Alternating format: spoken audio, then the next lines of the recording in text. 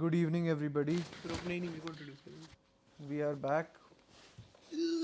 Before Jay introduces the subject, a light disclaimer that I am in fairly poor health today, so maybe my knowledge, my vocals will be weak, and तो my mic पास रख के बात करना। तो यार ऐसे वापस शुरू कर। काट देंगे। हाँ, गुड इवनिंग एवरीबॉडी. राज नहीं आएगा, उसमें नहीं आएगा, मैं बोल रहा हूँ। Good evening, everybody. Thank you for joining us for our new episode. Early disclaimer that today I'm not in the best of my health, so maybe my vocals will not be that strong, but bear with us. And today Jay will introduce the topic. So Jay, let's start the discussion. Yeah, so Raj and I were thinking about this particular issue for a very long time because Baluchistan in Pakistan right now is absolutely bubbling. The Baluch Liberation Army has been mounting attack after attack, and quite high-profile attacks for that matter. First, there was that massive kidnapping spree that happened against the impoverished laborers from Punjab, and recently there was the train hijacking, and after the train hijacking there was another transportation vehicle which was attacked. So a lot of people have been killed, and the thing is that the attacks that are being conducted by the BLA are extremely political in nature. They're being conducted in order to send a message to the world that they are a force to be reckoned with, and they are separate from the general Pakistani identity. What the Baluchis refer to the Pakistanis is, you'd be surprised, the Punjabis, because the Punjabis are the dominant ethnic group of Pakistan, and it is high time that we stop viewing Pakistan as just a Muslim nation. There are 250 million people in Pakistan, and one of the dominant groups in Pakistan is the Punjabis. Punjabis are mostly there in what we used to call West Punjab, and that region in itself is extremely diverse. It has a lot of languages, a lot of ethnic groups, a lot of different regional identities, and it cannot just be viewed from the Amritsari and Lahori perspective, because Amritsari perspective of Punjab and Lahori perspective of Punjab is the most mainstream perspective of Punjab. I mean, overall, there are many diversities within Pakistanis. There are, Gilgitis, there are Balochis, there are Punjabis, there are Pashtuns. So there it's a very, very diverse bunch of people. Like Jay correctly mentioned, the Balochis mainly look at the mainstream political establishment of Pakistan as Punjabi dominated. As I recall from a fantastic analysis by Shekhar Gupta, in which he was talking about how they even called the Balochi regiment of the Pakistani army full of Punjabis only. So basically, the entire Pakistani army for them is the Punjabi army. So that's the introduction of the general view of the Balochis to the Pakistanis. Balochistan, as we know, it's a strategically important location, but it's also a location that's felt political isolationism from the mainstream political segments within Pakistan, and because of that, there have been rampant insurgencies.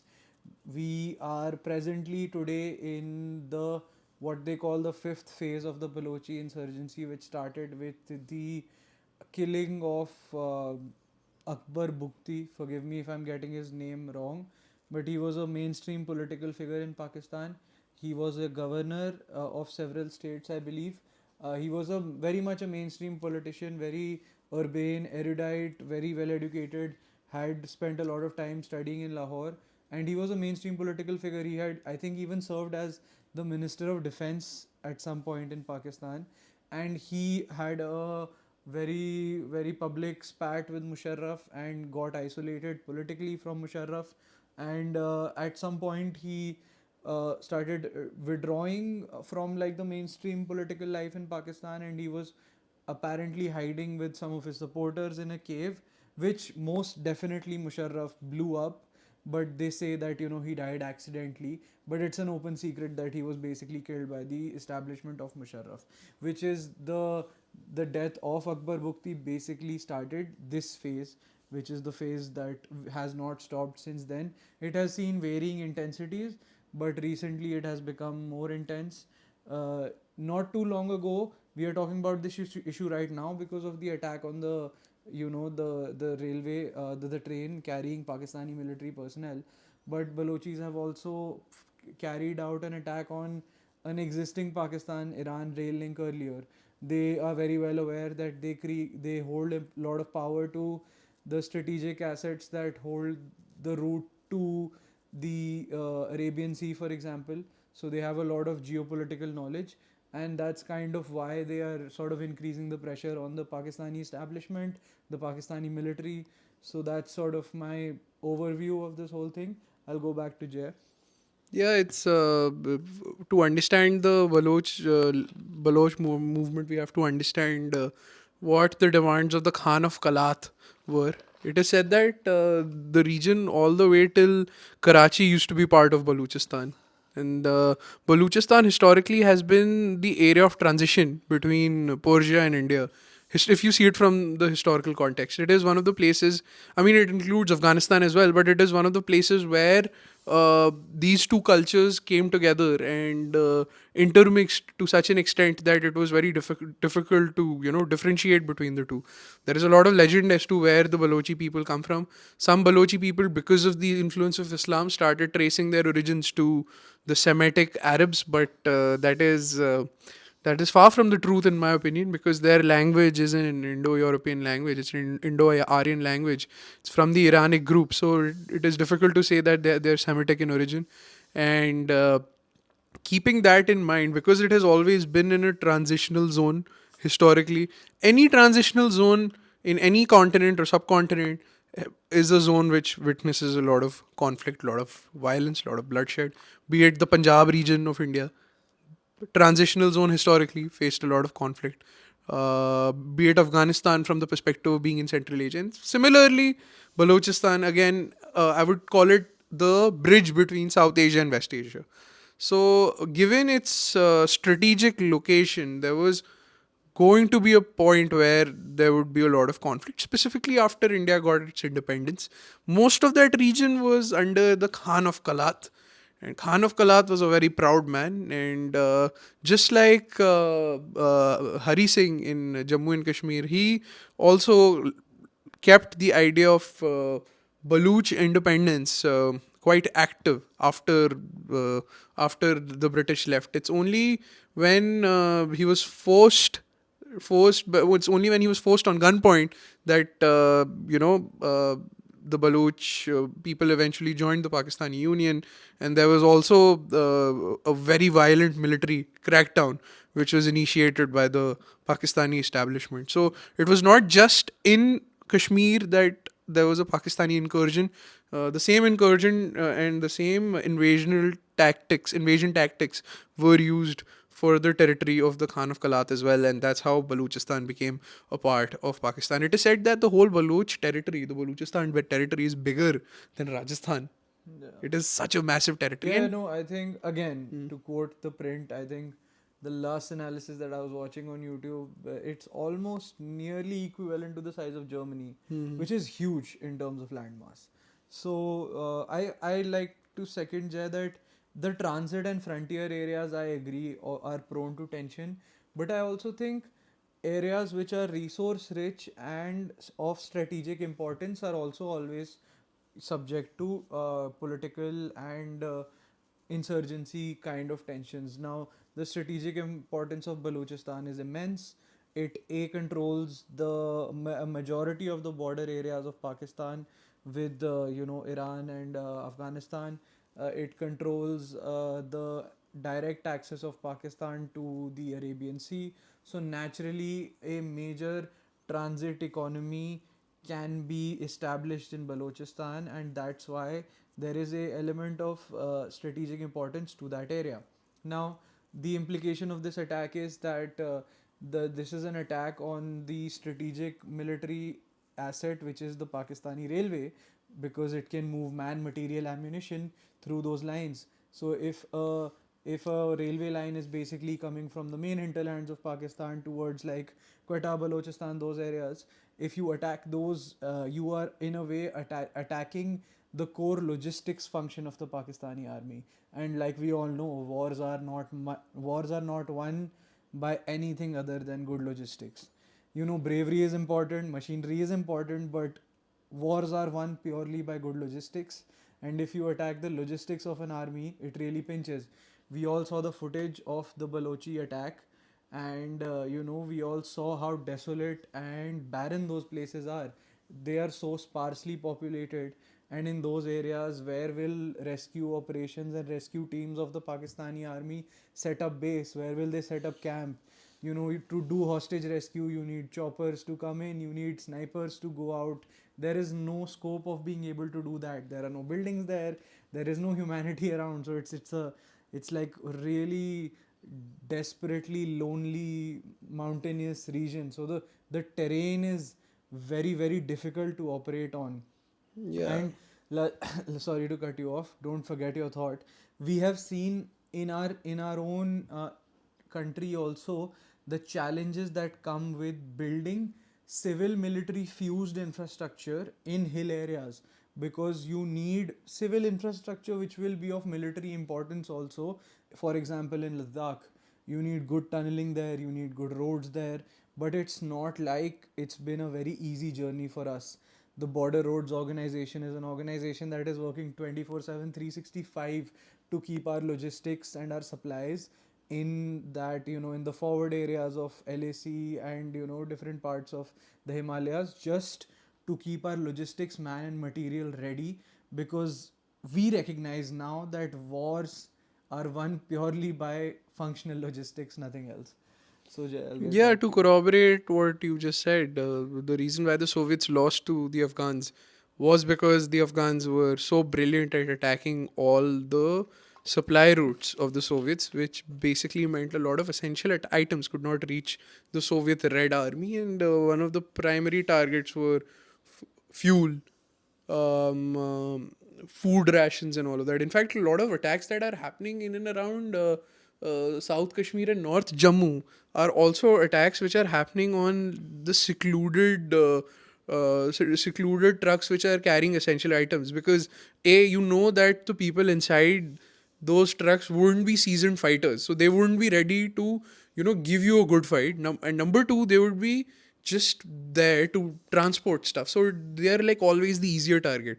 So it is like a very good example of like uh, rudimentary guerrilla warfare, which the BLA is doing so well. It is Yeah. said that because there is such a big porous border with Afghanistan, BLA is getting a lot of support from the Taliban regime as well. And also the fact that Baluchistan is also the location for the Gwadar port, which is where one of China's so BRI, Belt and Road Initiative, so one of And CPEC. So CPEC also. basically, Yeah. Balochistan is an area which holds key strategic routes to mainly CPEC, which sort of starts in Xinjiang of China and goes all the way till the Arabian Sea at Yeah, Gwadar. basically it gives access of the Arabian Sea to the Chinese from the northern side. And since this project has started, you would see an increase in the number of attacks that is being happening against Chinese engineers, Chinese infrastructure professionals, and anything which is Chinese is being attacked.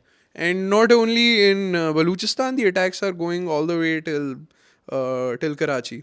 And it has become so bad that there are certain projects which had to be halted specifically from the Chinese sides, and certain workers had to be withdrawn. And that is where a lot of accusation comes into play against the Indian state.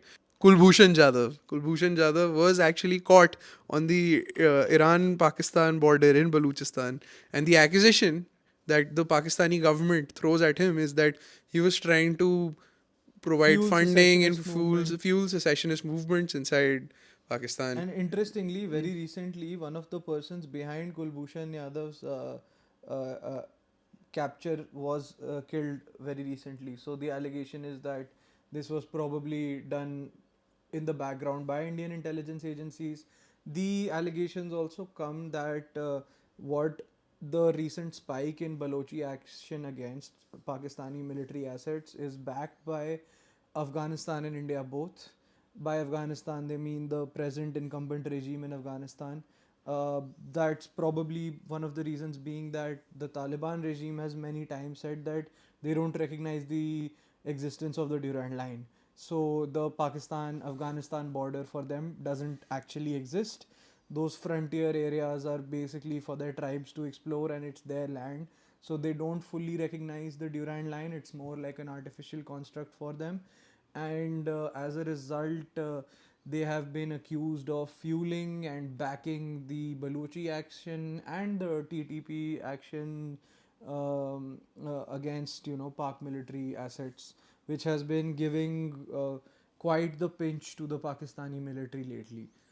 Now suddenly strategic thinkers in India are very quick to start assuming that Pakistan is going to break away. Let's just assume for a second that it's like a normal nation state. So they are actually feeling quite the pinch right now. In fact, I saw a nice YouTube comment by a person which said that let Pakistan feel like how the Indians felt in the 90s. That's not my view. That is not a view that I subscribe to. And this, we are trying to keep this as neutral as possible. But that is an accurate assessment that India in the 1990s was seeing similar attacks on strategic assets of our military in J&K. The late 90s saw huge refueling of militancy in Jammu and Kashmir after the ISI backed Khalistan movement was sort of crushed. So that's possibly an interesting analogy, although I don't believe that analogies can be fully developed as parallels in any case. Jay, back to Yeah, you. because I feel that what the Pakistanis did after funding and fueling so many Islamists, not only in India but even inside their own country, and also the lot of justification for Islamist violence inside India is the destruction of the Babri Masjid.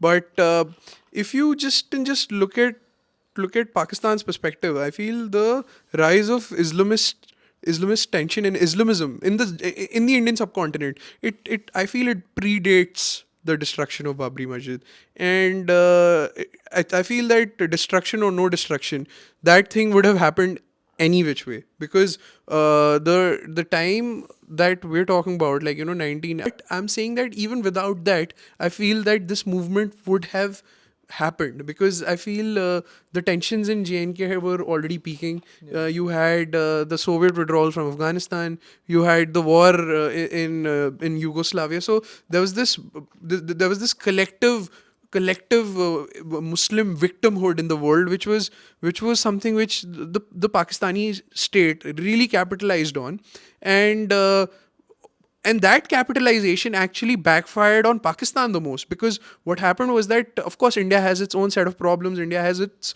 own set of extremists amongst different groups, but the thing is that India was able to contain a lot of its religious violence to, say, instances which did not bring the entire Indian state to its knees. Whereas Pakistan wasn't able to do that, because what happened was that after 90s, Pakistan literally snowballed into this internecine. Internecine is the right word, right? Internecine I have no violence idea what and that yeah, means. internecine violence and killings, that most of its own people died, and you didn't even need India's support for that. It is said that in the terror attacks that happened from the 90s till 2000s, till early 2010s, it said like somewhere around 50 to 70,000 people were killed. So yeah, I mean the so-called How do Islamist you? movement. Okay, I'm not sure. Let's just try to Yeah. state that this may or may not be factually Factually correct, accurate. but if it's And incorrect, we'll correct it. if we don't have Yeah. the data, we will admit that later in the Yeah, yeah. information. But I'm sure about this figure. And if we have that figure, we will provide you Yeah, the the correct source as source well. also. So So that's what, and I think Baluchistan Liberation Army is why I'm bringing Baluchistan Liberation Army is in this whole conversation, is because I think it is one of the very few militant organizations out of Pakistan, other than the Mukti Bahini, which is which is a bit left leaning and is nationalist Yeah, that's a nationalist good point. Yeah. oriented. It's beyond the Islamist tendencies of the militant organizations that we saw spring out of Pakistan. So uh, that's why I feel that there is a lot of parallels between the Baluch Liberation Army and the Mukti Bahini. Yeah, they are And not, they are naturally, many of them are practicing Muslims, yes, but Islam is not the binding factor because, A, if it was, they would not have that many identity issues with the Pakistani state in itself yes. because it's a nation state that was created out of pan-Islamism, right? Mhm. But and also B, because there is a huge ethnic divide between the Balochis and the Punjabis, and they really feel that pinch. Now, having said that, I think I want to sort of bring this conversation back to like the frontier agencies of Pakistan and how difficult they are to control. Like let's assume for a second that administration in those areas is something that you have to do. So imagine patrolling the heights and the barren mountains of those areas. So operating as a counter insurgency force is also not easy, and that's why if there is external support to, for example, BLA, that raises another challenge because a, those areas are not difficult to, they are not easy to administer, they are strategically important, they are resource rich also, by the way. So I can imagine that the general headquarters of the Pakistani army is probably very very anxious right now. So let's turn to that. But spoken enough about military assets, I also feel like I was listening to a very prominent Pakistani journalist who is very very center and a very rational human being in my view. He was saying something to the extent of him having seen university students from Balochistan come to universities in Lahore and say things like, I've just come to get my degree. As soon as my degree is over, I'm going back to Balochistan and joining the resistance against Pak army. So it's not like the Balochis are sort of restrained about their opinions, A lot and of the tension is reflecting into civil yeah. society also. Sorry to interject, Raj, but I think a lot of people from the Kashmir Valley also hold a very similar view where they come to Delhi University, they take their degrees. I'm not saying it is Not that anymore. blatant, I would say not anymore. not anymore, but there was a time when people from It's the Kashmir Valley, historically true that people used to yeah, say things like that. That anxiety was expressed yeah, in films like The Kashmir Files. yeah. Sorry, you were saying. No, no, no, no. I'm saying ki there was a time when there was certain. I'm not saying all Kashmiris are like that, but there was a certain extremely militant aspect of the Kashmiri separatist movement as well, which used to come to Delhi, study, and then just go back to the valley, Yeah, disappear, and there pick were up the there arms, were pick up definitely, arms. and I mean, to the discredit of our sort of Yeah. intellectual intelligence over here, there were definitely a lot of people who would very openly express that I'm just in Delhi to get my degree, Hmm. and you don't have a right to be in Kashmir, and I don't consider myself. The people used to say that they don't identify with our national flag and all of that. I think post revocation of Article 370 and post the mainstreaming of political process there in the recent assembly elections, these opinions have been restrained quite a lot. I think these assembly elections were very very successful for the government of India, Hmm. and we'll have more chats on that later because this is We've not an already done one episode on yeah that. We'll yeah link it to that. this isn't Nee, an but episode. I'm not This trying is an to. episode. This isn't an episode on Yeah. Kashmir, but we will talk about I'm it not later. trying to compare the two situations. I'm just trying to draw parallels, if you know what I mean. No, but that's literally comparison. But I mean, yeah, I think my final take would be Yeah. that if you have a strategic, if you have a frontier area with strategic importance in South Asia, it is very likely that that place is conflict prone. It might also be mineral rich. Now it's of strategic importance to Pakistan, and naturally there is a secessionist movement going on over there. Who's backing it? We are obviously not in a position to say how many months will it take for anything to come out of these military actions is also something that is anybody's guess as good as mine.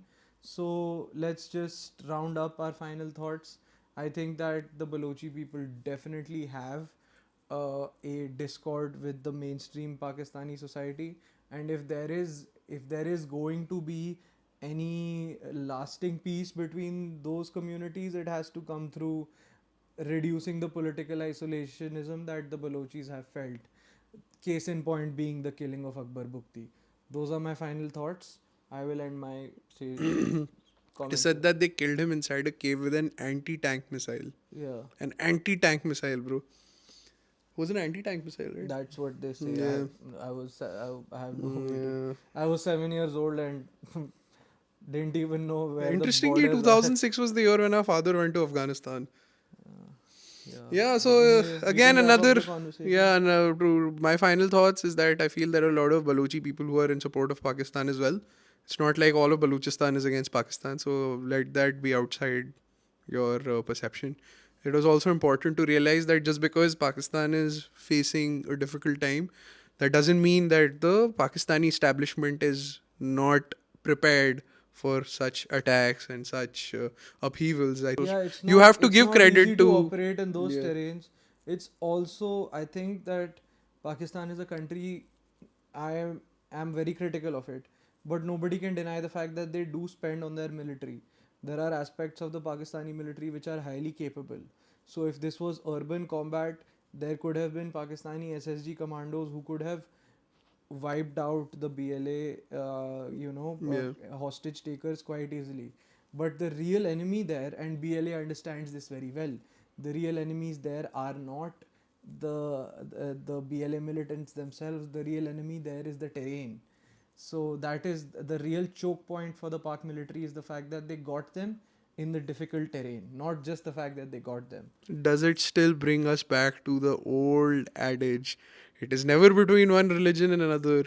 It has always been between the people of the plains and people of the hills. Thank you so much. Thank you.